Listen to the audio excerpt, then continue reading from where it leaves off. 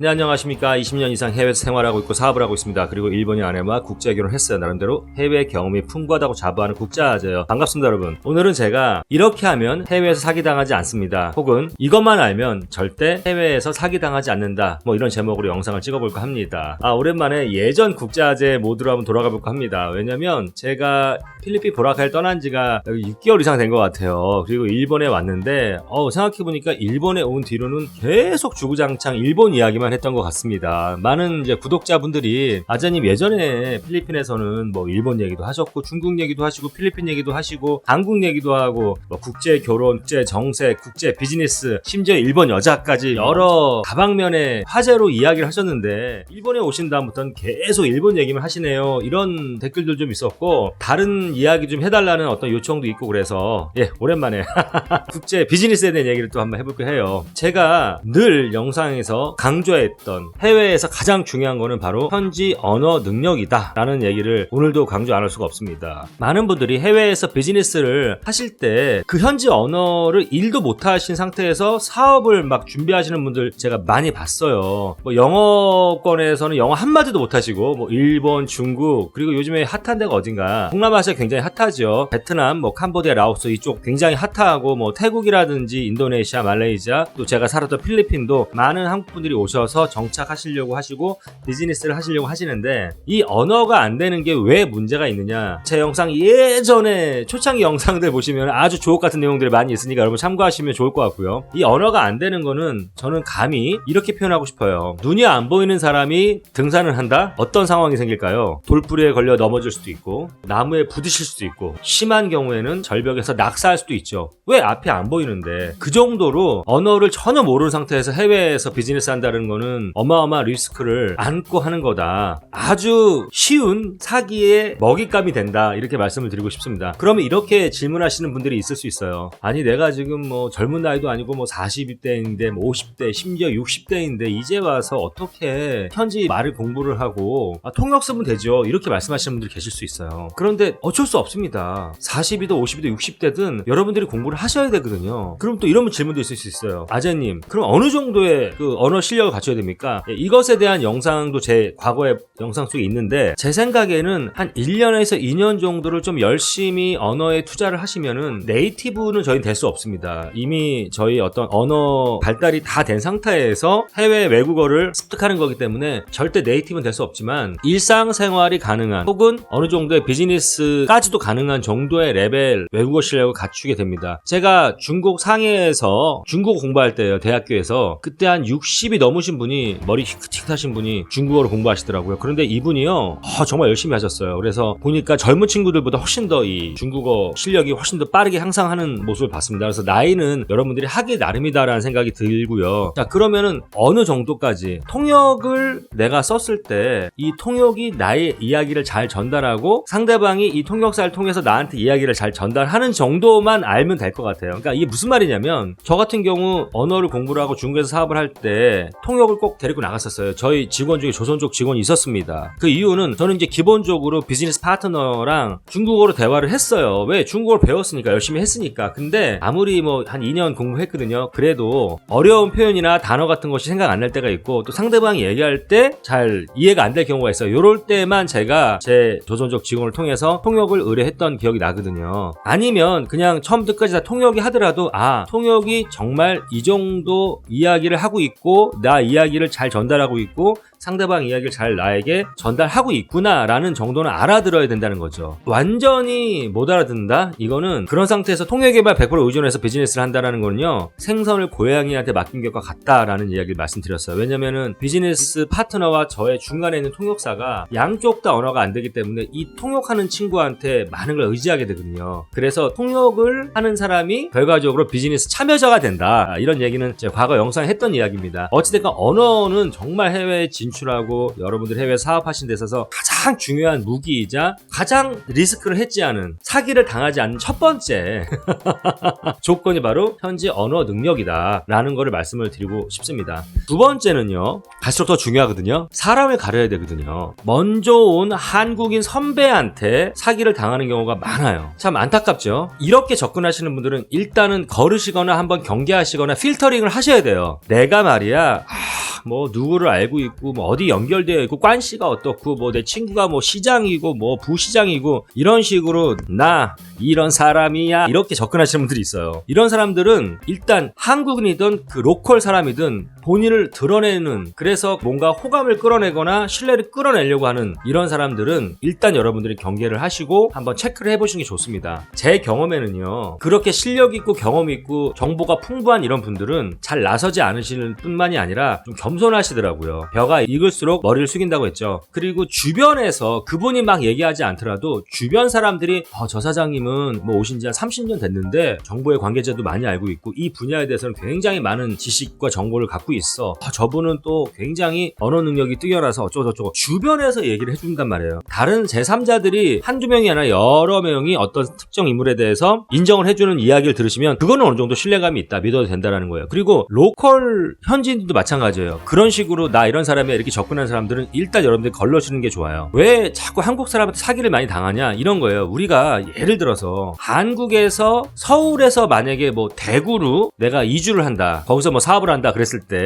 한국은 중국이랑 미국처럼 엄청나게 큰 광대한 나라도 아니고 작은 나라 아닙니까? 그리고 같은 문화, 같은 언어, 그리고 같은 역사를 갖고 있는 사람들이에요. 그리고 많은 사람들이 다 어느 정도 고등교육을 받았습니다. 그래서 실제 한국에서 한국으로 이동할 경우에 물론 그럴 때도 준비를 잘 하셔야 되고 거기 어떤 지역 특색이 다 있겠지만서도 그래도 내가 같은 한국 내에서 진입장벽이 그렇게 많이 높진 않아요. 그런데 해외에 나갈 경우에는 여러분들의 이 경험의 이 시간이요, 어마어마한 갭이 있다는 얘기죠. 예를 들어서 1년 산 사람과 10년 산 사람과 20년 산 사람이 있습니다. 물론 20년 산 사람이 10년 산 사람보다 더 모를 수도 있겠지만 그래도 축적된 경험, 이 경험에서 오는 여러 정보들이라든지 그러한 스킬들이라든지 이런 것들이 상당히 새로 오신 분들에 비하면 차이가 많이 난다는 거죠. 막 들어오신 분들은 아무 경험이 없잖아요. 물론 본인이 뭐 몇 번 와서 답사도 오고 나름대로 뭐 주변에 들은 것도 있고 하겠지만 실제로 필드에서의 경험이 전혀 없기 때문에 이런 분들이 그런 경험이 많은 그러나 좀 나쁜 마음을 갖고 있는 사람들에게 타겟팅이 돼서 사기를 당하는 이런 경우가 빈번하게 발생하게 됩니다.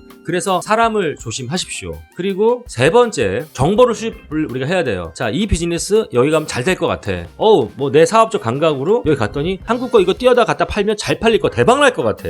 야, 이런 스타일의 요식업을 하면은 야, 이건 뭐 줄 서서 사람들이 먹을 것 같아. 자, 그럼 여러분들이 그냥 그 생각을 가지고 그 느낌 가지고 갔어요. 가가지고 가게 빡 차리면 그냥 됩니까?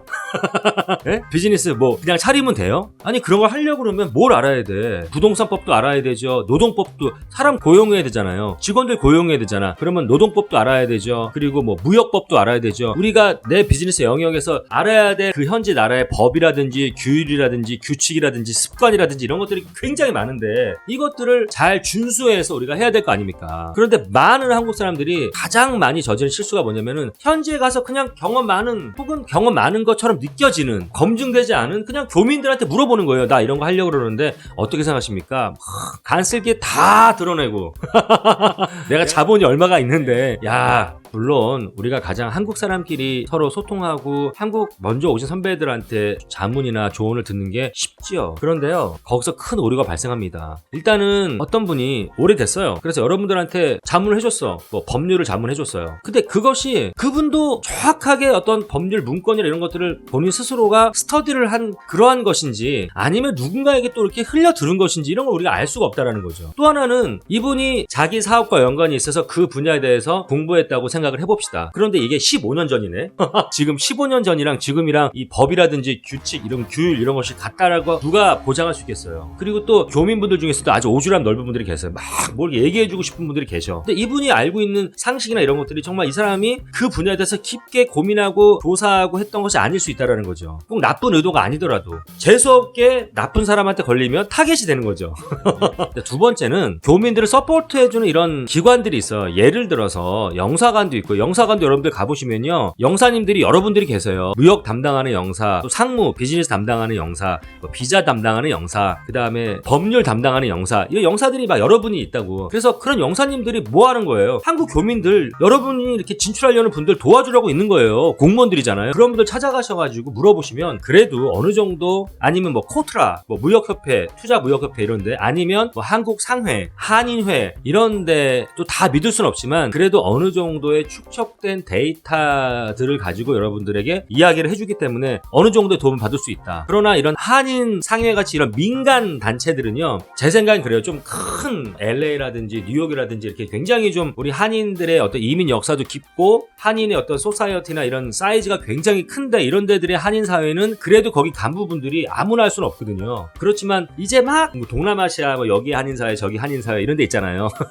자잘한 또 역사도 짧고 그런 데들은 솔직히 거기 간부들 할래 그러면 하는 경우도 많고, 그런 것들을 다 그런 건 아닙니다. 막 봉사하시고 한인들을 위해서 불철주야 이렇게 애써주시는 분들도 많지만, 또 그런 한상회라든지 이런 한인협회 이런 데 보직을 감투 삼아서 자기 비즈니스 자기가 좀 의시되려고 이렇게 하려는 분들도 꽤 있으세요. 근데 그런 분들은 좀 조심하셔야 되지만, 어찌됐건 정부 산하기관이나 정보기관이나 이런 한인 기관들을 통해서 정보를 또 수집하면 좋을 것 같다. 자, 세 번째는요, 비용이 들어가더라도 로펌, 그러니까 변호사에게 법률 자문을 구하는 거 굉장히 좋은 방법이라고 생각을 합니다. 뭐 미국이나 유럽처럼 선진국은 변호사 법률 자문 비용이 되게 비싼 걸로 알고 있어요. 그러나 동남아시아나 중국만 해도 그렇게 여러분들의 부담되는 수준은 아니거든요. 특히 동남아시아는 그런 비용을 아끼지 마시고 제대로 지불을 하시고 그 분야의 전문 변호사에게 법적인 자문을 받는 것이 정말 좋습니다. 그리고 이것도 쉽지 않은데, 여러분들이 이제 회사를 차리시면은 직원을 뽑을 거 아니에요. 여러분들이 또 언어를 잘 하시든지 웬만한 여러분들이 알고자 하는 법률이라든지 규칙, 규율 이런 것들은 해당 기관 웹사이트에 들어가 보시면요, 현지 언어나 영어로 친절하게 나와 있는 경우가 대부분이에요. 근데